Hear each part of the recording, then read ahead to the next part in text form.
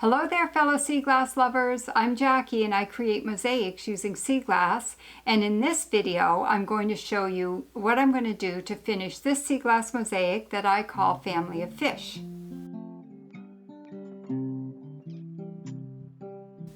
So this is a mosaic that I was working on at my cottage over the summer. And then the end of the summer came and my mosaic wasn't finished. I spent way too much time at the beach this summer. The weather was good and I couldn't resist going sea glass hunting.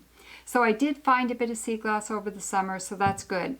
So this mosaic came home with me at the end of the summer, and now I'm going to finish it off and I'll show you what I do to finish it. So this video is actually a follow-up to the first video that I did on creating this mosaic. And in that video, I call that one 13 tips for creating sea glass mosaic art. Just click on the icon up above and you can see that. And while I was filming that video, I gave you all sorts of tips on things that you should do when you're creating sea glass mosaic art. And hopefully you'll find that really helpful, just to ensure that your mosaic is going to come out the way you want it to come out in the end. So what I've done so far, I got my fish done.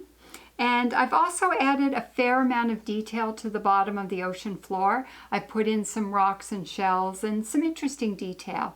And I've also started to do some streams of seaweed coming up from the bottom using the brown sea glass and green sea glass.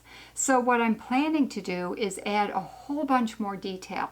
Stuff coming up from the bottom of the ocean, other things swimming in the water. I have a few big pieces of white here that I plan to put some tentacles coming down from, so they're like jellyfish floating through the water.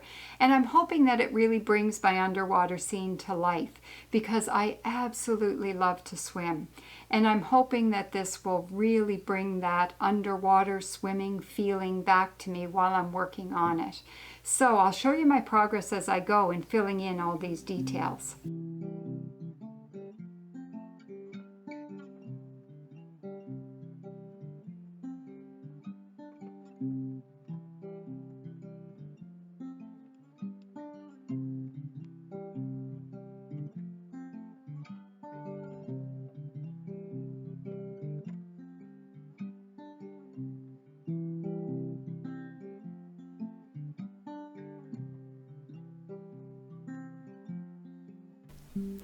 So the silicone is pretty much set and I've taken the pattern off the back. So I'm just going to do a bit of a zoom in here to show you close-up detail in each pane of glass.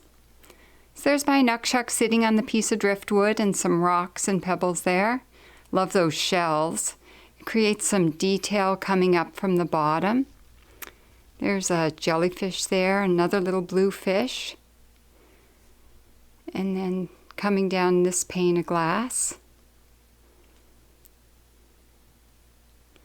I particularly like all the details in the bottom. It just creates a little bit more interest, and you have to look really close to see all the details. If you see in there really close, you can see I put a little piece of blue sea glass poking out of that clamshell. I found a clamshell that was still attached at the hinge. So now what's left to do, I just have to attach some hanging hardware. I'm hoping that this one fits inside a window that I have upstairs. So I'll do that and I'll show you a picture of it. So thanks very much for joining me. I hope you found this really helpful and it encourages you to go a little bit bigger with some of your sea glass mosaic projects. So be sure to subscribe to my channel so you don't miss any of my videos. And until next time, happy sea glass hunting!